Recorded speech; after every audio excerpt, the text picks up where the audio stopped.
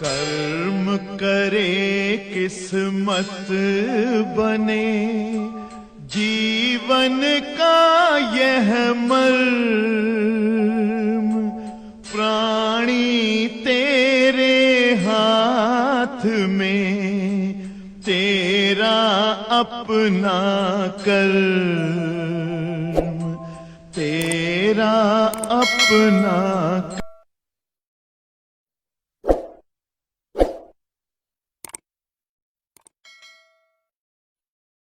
Dear students, प्यारे बच्चों, आज हम लोग बहुत ही प्यारी बातें सीखेंगे और मेरा उद्देश्य है खूब धीरे धीरे पढ़ाऊं और आप लोग फेयर भी धीरे धीरे बनाते चलो। जो चीज़ आज पढ़ाने जा रहे हैं हमारे डोमेस्टिक लाइफ में, साइंस के जीवन में यूजफुल है, लेकिन एग्जाम के दृष्टिकोण से अब इम्पोर्टेंट नहीं है। एग्जाम में अब नहीं पूछा जाता, लेकिन आपको जानकारी रहे क्योंकि आपके कोर्स में है और आपके जो हैं कोर्स के साथ साथ आपके जो हैं फिजिक्स के फील्ड में भी आगे की क्लासों में रिक्वायर्ड होगी। हाँ, यहाँ देखिए, सभी लोग शांत होकर समझेंगे, बहुत प्यारी चीज़ें बताऊंगा। आज की क्लास बहुत ज़्यादा इम्पोर्टेंट होने जा रही है। सबसे पहले देखिए, चीज़ें हमारी लाइफ में साइंस के क्षेत्र में महत्वपूर्ण है, लेकिन एग्जामेबल नहीं है। अब एग्जाम में टफ चीज़ें पूछी जाती हैं, इजी चीज़ें नहीं पूछी जाती, बट आपको आना चाहिए, ठीक। तो इसीलिए मैं इसको ज़्यादा टाइम ना दूंगा, आज की क्लास वही फिनिश कर दूंगा, आप मेरे साथ ही फेयर भी कर लीजिएगा। चलिए यहाँ ध्यान दीजिए जरा। आज हम लोग पढ़ेंगे सबसे पहले सार्थक अंक।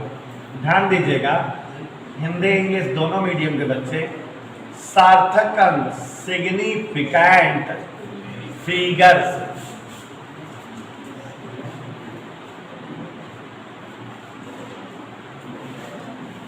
Significant figures.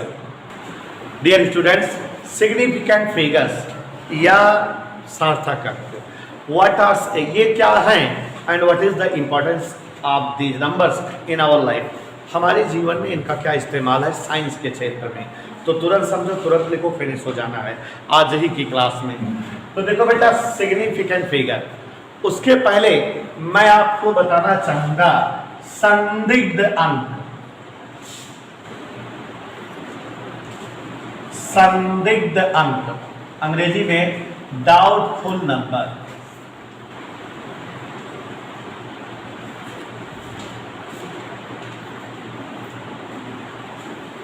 बच्चों, कभी कभी हम कोई कैलकुलेशन करते हैं तो कैलकुलेशन में कुछ अंक ऐसे मिल जाते हैं जिन्हें हम जो है अपने कैलकुलेशन में शामिल नहीं कर सकते। फॉर एग्जाम्पल, अगर हमें 5 रुपए दिया जाए, if we have given 50 rupees, 5 रुपए की नोट मिले, कहीं से 2 लोग में डिवाइड करके बताओ कितना कितना देना पड़ेगा, ठीक। तो आप 5 रुपए की नोट्स है, इसको 2 लोगों में अगर डिवाइड करना है तो 5/2 रुपीज, 5/2 रुपीज ऐसे करिएगा, 2 से डिवाइड कर दोगे 5 को और आपके पास वैल्यू आ जाएगी 2.50, 2.50। आप सभी लोग समझ रहे हो कि 2 रुपये 50 पैसा, 2 रुपये 50 पैसा दोनों को दे देंगे, काम खत्म हो जाएगा। इधर ओके। यही 5 रुपए की नोट अगर हमें कहा जाए 3 लोगों में डिवाइड करो, 3 बच्चों में डिवाइड करो, 3 बच्चों में बराबर बराबर 5 रुपए की नोट का जो है विभाजन करके, तो जब 5 रुपए 3 लोगों में डिवाइड करेंगे, सभी लोग ध्यान से समझे, आज की क्लास बहुत महत्वपूर्ण होने जा रही है, बहुत अच्छे टॉपिक मैंने सोचा है पढ़ाने के लिए। मैंने 5/3 रुपए, 5/3 रुपए, 5/3 रुपए ऐसे ही सबको दोगे। थोड़ा और सॉल्व करो, 3 से जब इसको डिवाइड करोगे, 3 एकम 3, गौर से देखिए, 2 20, 3 6 18, फिर 2 20, 3 6 18, फिर 2 20, ऐसे ही जो है आपका 1.66 इतना आ गया। इधर ओके, माने आपको नियरली ऐसे ही सबको इतना इतना पैसा देना चाहिए। अब अगर आप इतने जो है रुपीज को विभाजन करेंगे उन बच्चों में, तो आपके पास एक दिक्कत आएगी। क्या समझो, 1.666, ये जो 1.666 रुपया है, यहां तक तो समझ में आ गया कि 1 रुपया 66 पैसा है। ये 1 रुपया है, चूंकि 1 रुपए में 100 पैसे होते हैं, तो दशमलव के 2 स्थान तक इसकी वैल्यू होगी। ये 1 रुपया हो गया, ये 6 और 6 मिलके 66 पैसे हो गए। आप इसको बता ही नहीं पाओगे किसी को कि ये क्या है, बता पाओगे ये क्या है? अगर 1.66 लिखा है तो समझ में आ रहा है 1 रुपये 66 पैसे हैं, लेकिन ये जो दशमलव के तीसरे स्थान पर अंक लिखा है, ये रुपए पैसे में इसका वर्णन आप कर ही नहीं सकते हो। क्या है ये? अब बताओ, आप लोगों में से किसी को पता हो इसे हम क्या कहेंगे? बता सकते हो? नहीं बता सकते हो? हाँ बताओ। मैथ में तो करते हैं 5 ज्यादा रहती है तो उसमें से एक संख्या इसमें जोड़ देते हैं। एक जोड़ देते हैं, मैथ में करते हैं। अगर हम 5 रुपए आपको दे दें और आप ऐसे 3 लोगों में बांटोगे, क्या अपने घर का पैसा भी लाके बांटोगे? हैं? नहीं कर सकते। अब हम पूछ क्या रहे हैं वो बताओ, वो सुनो। हम वो चीज पूछ ही नहीं रहे हैं, हम पूछ रहे हैं कि अगर कहीं आपके पास 1.666 लिखा है तो इसका मतलब 1 रुपया हो गया, इसका मतलब 66 पैसा हो गया। हम आपसे जानना चाहते हैं कि इस अंक को क्या कहें। नहीं बोल सकते कुछ, आप कुछ बोल सकते हो बताइए। पहले वाला 1 रुपया हो गया, लास्ट के दशमलव के बाद वाले 2 अंक 66 पैसा हो गया। लेकिन ये क्या कहा जाए? रुपया पैसे के अलावा तीसरा शब्द हमारे पास है ही नहीं, हम इसे नहीं कुछ बोल सकते ना। बोल सकते हैं गणना में हम इस अंक को स्पष्ट नहीं कर सकते, क्लियर नहीं कर सकते। ऐसे ही अगर हमको सिमिलरली और एग्जाम्पल देखो, एक एग्जाम्पल दिए, ऐसे अगर हमको कहा जाए कि मेरे पास 74.578 रुपया है, तो आप समझ रहे हो कि 74 रुपया है अर्जुन सर के पास, और एक दोनों बता दे 57 पैसा है।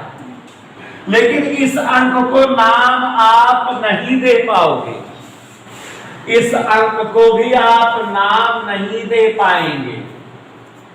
तो यहां बच्चों इस गणना में और इस गणना में ना तो 6 को कोई नाम दे पा रहे हैं हम, ना यहां 8 को कोई नाम दे पा रहे हैं। And such type of all the numbers which cannot be defined in any measurement are called doubtful number। ऐसी सभी संख्याएं जिन्हें हम स्पष्ट न समझा सकें, क्लियर वर्णन न कर सके, उन्हें ही संदेहपद अंक या संदिग्ध अंक या डाउटफुल नंबर कहते हैं। और बच्चों डाउटफुल नंबर में 74.578 में डाउटफुल अंक है 8, 1.666 में डाउटफुल अंक है। अगर अब हम आपसे डाउटफुल नंबर निकालने को कहें तो आप निकाल सकते हो। जैसे कहा जाए आपसे, ध्यान दीजिए, 3.74323 रुपए में संदिग्ध अंक या डाउटफुल अंक बताइए, तो क्या क्या होंगे? 3 2 3, इसको छोड़ते तो 3 2 3 संदिग्ध अंक हुआ थे। जैसे पूछा जाए 70.4134 रुपए में डाउटफुल नंबर बताओ, तो यहां तक तो 70 रुपया 48 पैसा है, डाउटफुल अंक ये 3 और 4 हो गए। तो सभी बच्चे संदिग्ध अंक या डाउटफुल नंबर समझ गए बेटा? वे अंक जो गणना में शामिल ना किए जा सके, जिन्हें गणना में प्रकट ना किया जा सके, संदिग्ध अंक या डाउटफुल नंबर्स कहलाते हैं। All the numbers which can not be defined in any type of measurement are called doubtful number.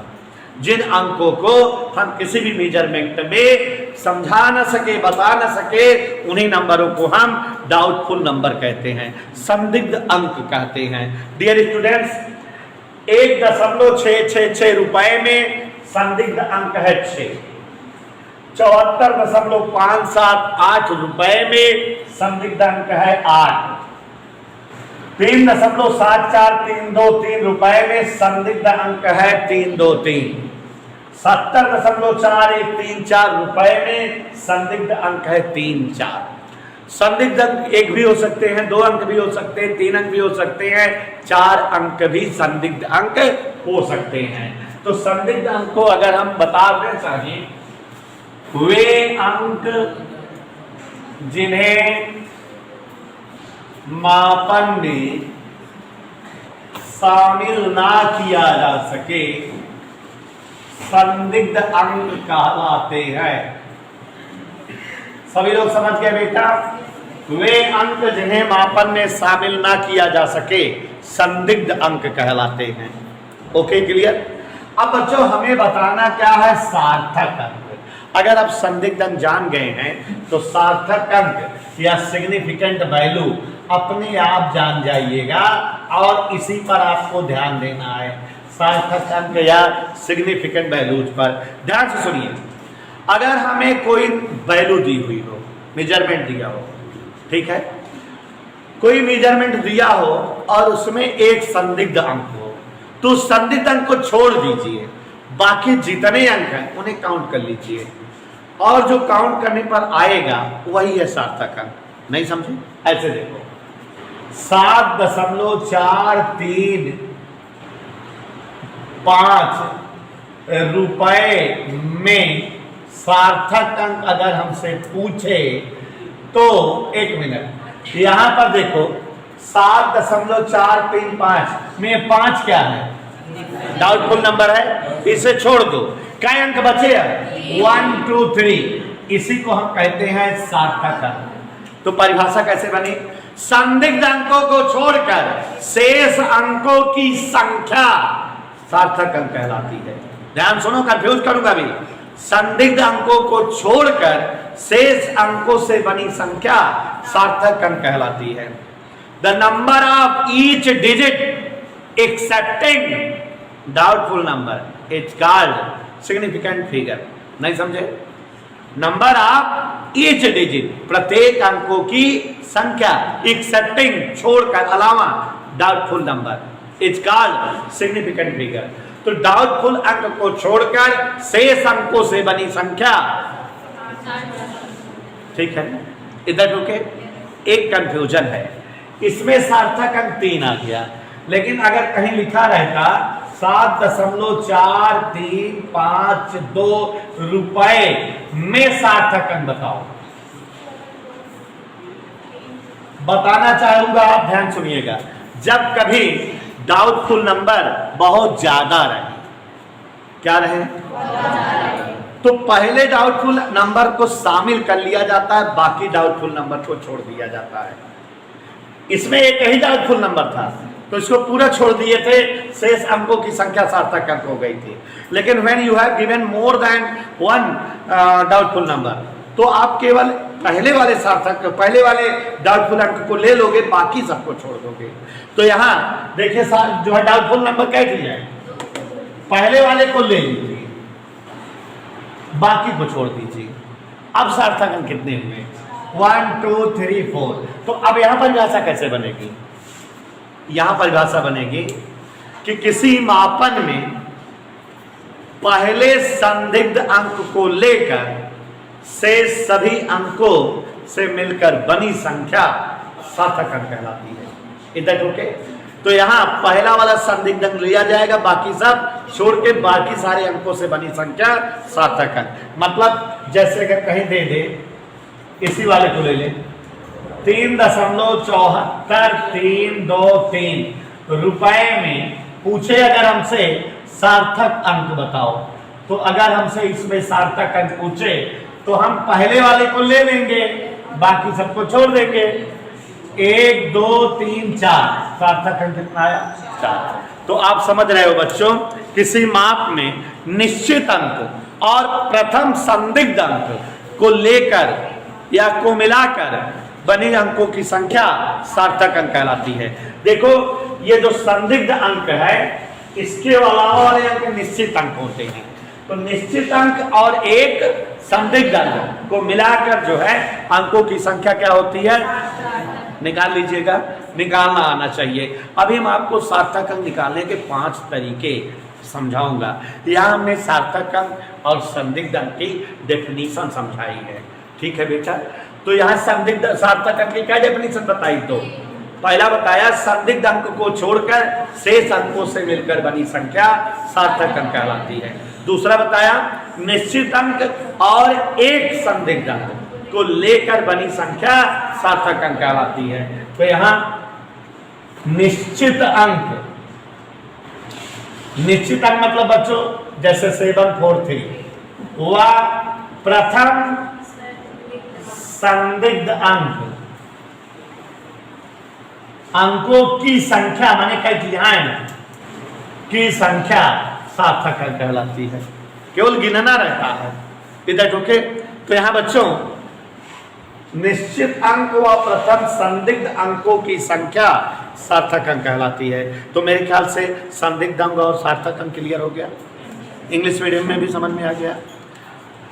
Total number without doubtful number is called significant figure and all the numbers which cannot be defined in any measurement are called doubtful number.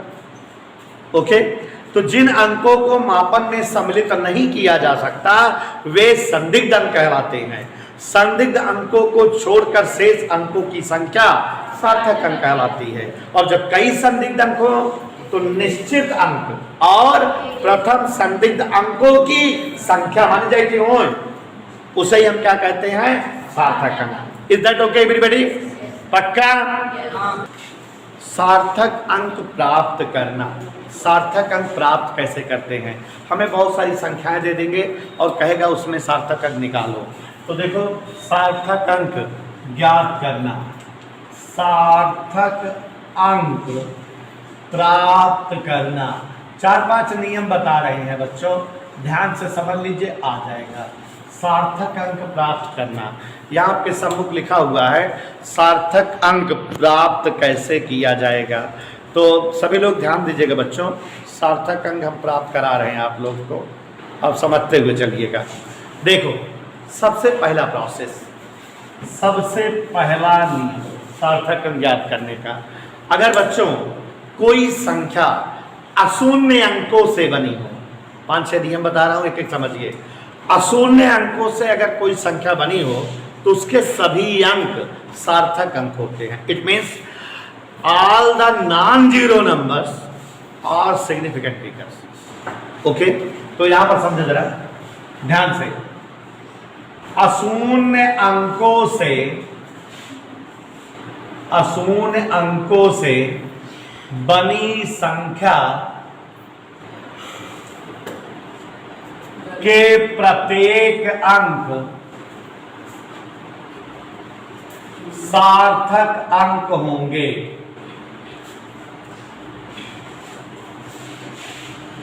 Example दे दो, आ जाएगा।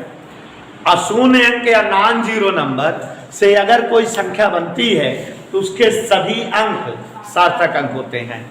जैसे example दे रहे हैं, 434 में सार्थक अंक अगर हमसे पूछा जाए कि इसमें सार्थक अंक बताओ, तो यह सभी नंबर अशून्य है, नॉन जीरो है, सार्थक अंक बराबर सारे अंक गिन लो 3। सिंपल, इधर ओके। जैसे कह दिया जाए 57,632 में सार्थक अंक बताओ, सारे अंकों को काउंट कर लीजिए, 1 2 3 4 5, सार्थक अंक हो गए 5। इधर क्लियर बेटा? All the non zero numbers are the significant figures, सभी अशून्य अंक सार्थक अंक होते हैं। समझ में आई बात?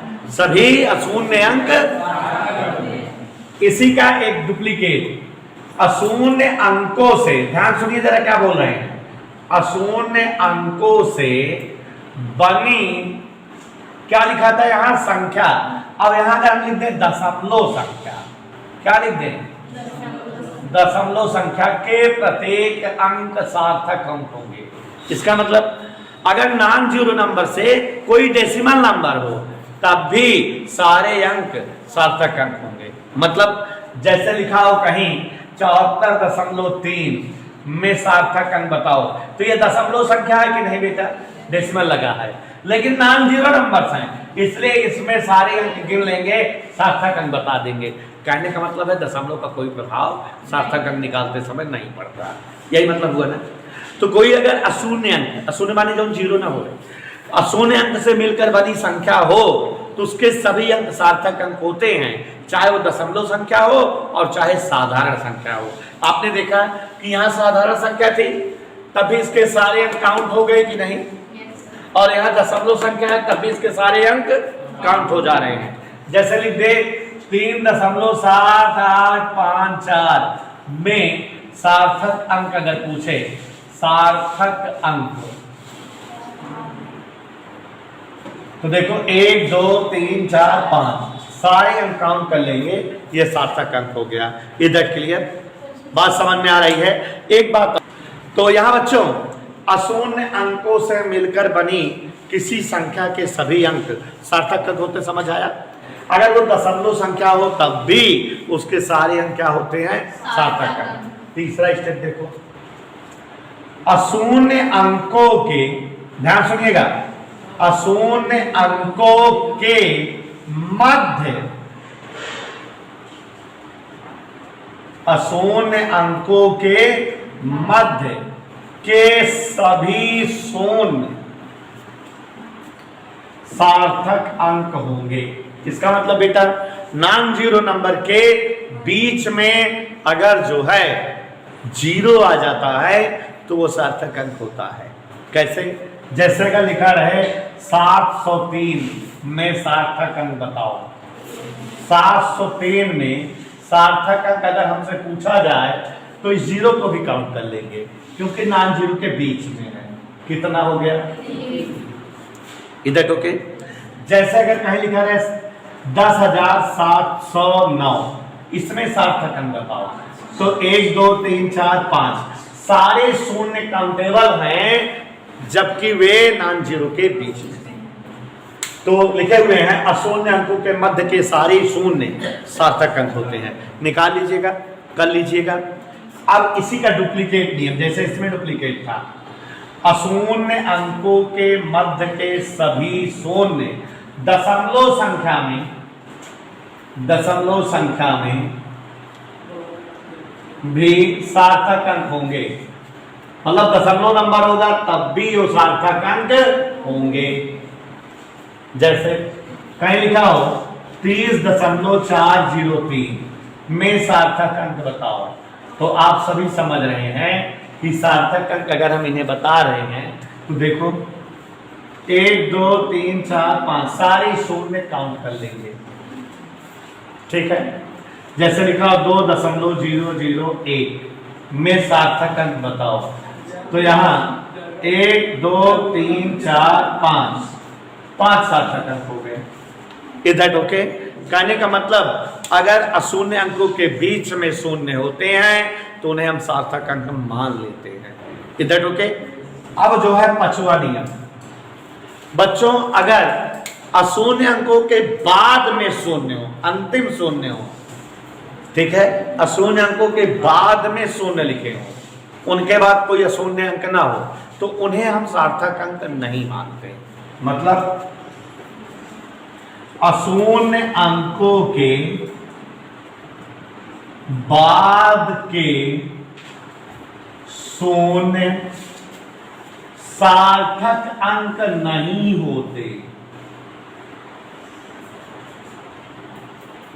इसका मतलब समझो, जैसे लिखा हो 40 में सार्थक अंक बताओ, तो प्यारे बच्चों आखिरी वाला शून्य नहीं गिनेंगे, एक हो गया सार्थक अंक। इधर क्लियर? अगर कहे 4000 में सार्थक अंक बताओ, तब भी एक। ध्यान दीजिएगा जरा, यहां दशमलव वाली गिनती रहे तब भी वही नियम, दशमलव की संख्या रहे तब भी यही नियम। मतलब जैसे लिखा है 7.80300 में सार्थक अंक, लास्ट वाले जीरो नहीं गिनेंगे, 1 2 3 4। इधर ओके। यहां एक अपवाद है। क्या है? देखो अपवाद क्या है? अशून्य, यही वाला नियम का अपवाद। देखो इसमें हम दोनों शामिल कर दिए, दशमलव वाला भी इसी उदाहरण दे दिए, तो आप समझ गए कि हम एक नियम और इसमें लिख दिए। चाहे दशमलव संख्या हो चाहे साधारण संख्या हो। अशून्य अंकों के बाद वाले शून्य सार्थक अंक, अशून्य अंकों के बाद के सभी शून्य, ध्यान दो अपवाद है ये, सभी शून्य सार्थक अंक होंगे। उसका उल्टा निश्चित संख्या के लिए, किसके लिए बेटा? निश्चित संख्या हेतु। माने अगर कोई फिक्स नंबर हो तो उसके लिए अशून्य अंक के बाद में जो जीरो लिखे होंगे उन्हें ही हम सार्थक अंक मान लेंगे। अब निश्चित अंक मतलब जो विध यूनिट दिए रहे, क्या दिए रहे? जैसे कहीं लिखा रहे, ध्यान दीजिएगा, जैसे लिखा रहे 40 रुपए में सार्थक अंक बताओ, 2। अगर यही रुपया ना लिखा रहता तो ये वाला नियम लागू होता, सार्थक अंक 1 होता। लेकिन अब बगल में यूनिट लिख दिया तो ये निश्चित अंक हो गया और इसमें सार्थक अंक के लिए जीरो भी काउंटेबल है। जैसा कि आप जो है कह दे इसी तरह से 4000 रुपए में सार्थक अंक बताओ, क्या हो जाएगा? 4। तो यूनिट का ध्यान देना नहीं, गलत हो जाएगा, इतना बताने का कोई मतलब ही नहीं रह जाएगा। तो जब यूनिट दिया रहे बच्चों तो सार्थक अंक निकालने के दौरान सारे शून्य काउंटेबल हैं, उन्हें गिना जाएगा। Is that okay? समझ आया? बात समझ में आई? अब दशमलव वाले हो तब भी यही नियम लगेगा। मतलब जैसे कहीं लिखा रहे 10.300 मीटर, कुछ भी लिखा रहे, यूनिट रहे बस, में सार्थक अंक बताओ, तो सारे जीरो काउंटेबल है। 1 2 3 4 6 हो गया ना, 5 2 6 सार्थक अंक 6। तो बच्चों इस तरह से हम किसी भी संख्या में सार्थक अंक निकालते हैं। सार्थक अंकों का अनुप्रयोग, प्यारे बच्चों ये सार्थक अंक जो आपको पढ़ाए गए इनका दैनिक जीवन में यूजेज क्या है? सार्थक अंकों का अनुप्रयोग अंग्रेजी वाले जानते रहेंगे, application of significant figure, application of significant figure. तो ध्यान लीजिए सार्थक अंकों का अनुप्रयोग। तो बच्चों सार्थक अंक हमारी लाइफ में किस तरह से यूज होते हैं, क्या जरूरत है इनकी, तो आप सीखिए। योग में देखो बच्चों, आप जान रहे हो कि आज की क्लास से ही ये खत्म हो जाएगा, कभी इसको रिवाइज नहीं करेंगे, इसलिए सीरियस और हम धीरे धीरे पढ़ा भी रहे हैं, समझिए। जैसे बेटा कई सारे नंबर दे दिए जाते हैं, 3.2, 5.8, 6.7, 5, 12.93, ठीक। कहता है इनका योग उचित सार्थक अंकों में बताओ। क्या पूछता है? इनका योग उचित सार्थक अंकों में बताओ। तो देखो जरा, तो इसका उपयोग क्या है इसे सिखा दे रहे हैं।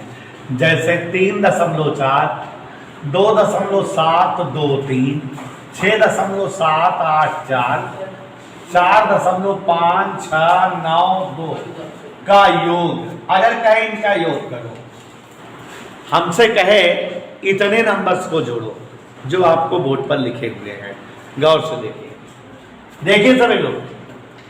3.4 में 2.723 में 6.784 में 4.5692 को जोड़ना है। तो आप जोड़ दोगे सिंपल, जैसे जोड़ते हो। पहले तो नियम आपको जोड़ने का पता ही है, दशमलव नीचे दशमलव लगा कर जोड़ेंगे सबको। जोड़ते कैसे हैं? ये 2 4 3 7 9 16 6 हासिल 1, 8 2 10 1 11 6 17 के साथ हासिल 1, 5 1 6 7 13 7 20 4 24 4 हासिल 2, 4 6 6 12 14 3 17। ये आंसर आ जाना चाहिए कि नहीं? लेकिन आपको एक लाइन यहाँ फंसाएगा, इन संख्याओं का योग उचित सार्थक अंकों में दो। ऐसे कहेगा उचित सार्थक अंकों में योग, उचित सार्थक अंकों में योग। तो यही आपको दिमाग लगाना रहेगा, इसीलिए मैं इसको पढ़ा रहा हूं। एग्जाम में या कोई कोई कैलकुलेशन करते समय सार्थक अंकों में इसे जोड़कर बताना हो तो कैसे करते हैं? गिना करो सब में कितने सार्थक अंक हैं, गिना करो सब में कितने सार्थक अंक हैं। तो देखो इसमें सार्थक अंक कितना है देख के बताओ, 2, इसमें कितना है 4, इसमें 4, इसमें, ठीक। अब बच्चों जब कई संख्याओं को जोड़ना हो तो जोड़ने के बाद जो आंसर होता है उसको कम से कम सार्थक अंकों में बताना होता है। मतलब कि अगर बहुत सारी संख्याएं दी गई हैं जोड़ने के लिए, सब में अलग अलग नंबर में सार्थक अंक है, उत्तर हमारा हमेशा कम सार्थक अंकों में होना चाहिए। कैसे होना चाहिए? कम सार्थक अंकों में।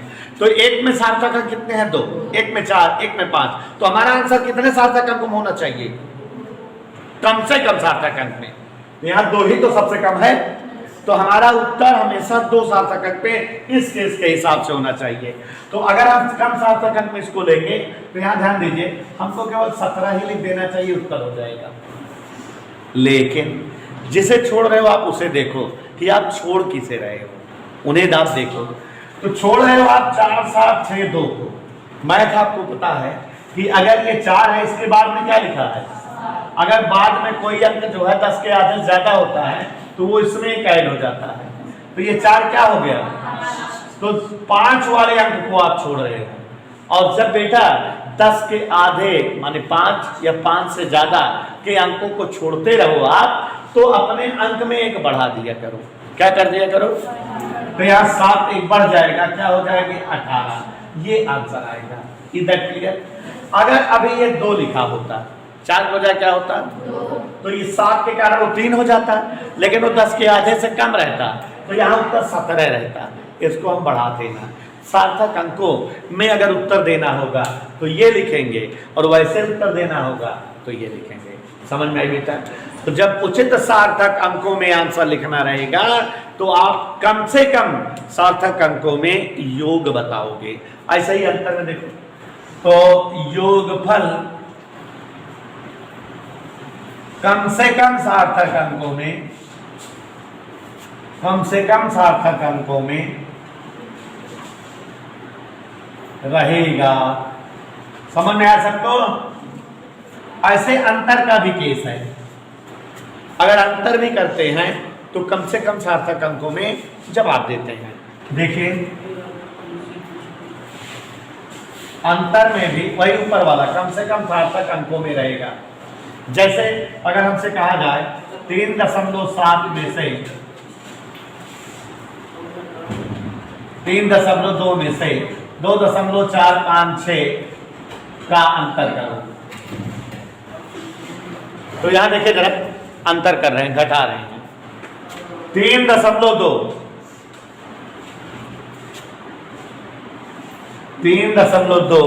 में से अंतर कर रहे हैं 2.456, घटा रहे हैं।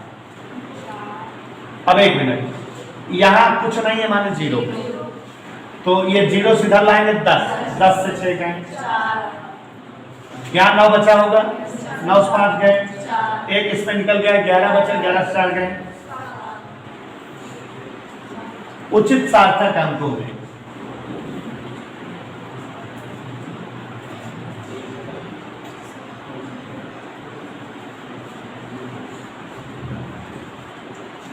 यहां क्या सार्थक अंक है देख के बताओ? 2, यहां 4, तो कितने सार्थक अंकों में उत्तर रहेगा?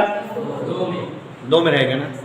तो 0.74 ये वाले को छोड़ देंगे, और ये 10 के आधे से कम है इसलिए छोड़ ही दे रहे हैं, नहीं तो उसमें 1 बढ़ा देते हैं।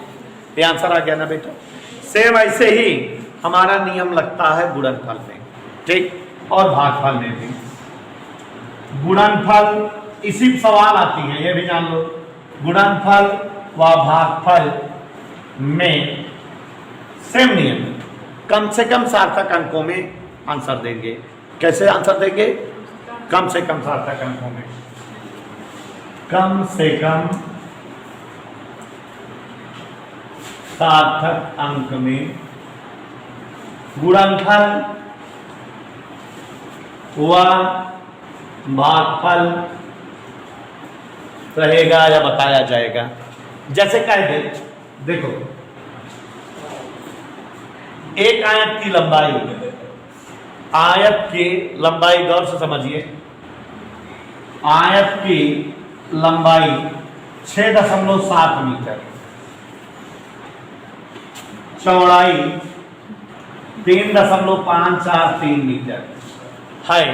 इसका क्षेत्रफल उचित सार्थक अंकों में बताओ। तो इसका क्षेत्रफल उचित सार्थक अंकों में बताओ। क्या पूछ दिया बेटा? इसका क्षेत्रफल उचित सार्थक अंकों में बताओ। क्षेत्रफल उचित सार्थक अंकों में, देखिए आयत की लंबाई दिया है, l बराबर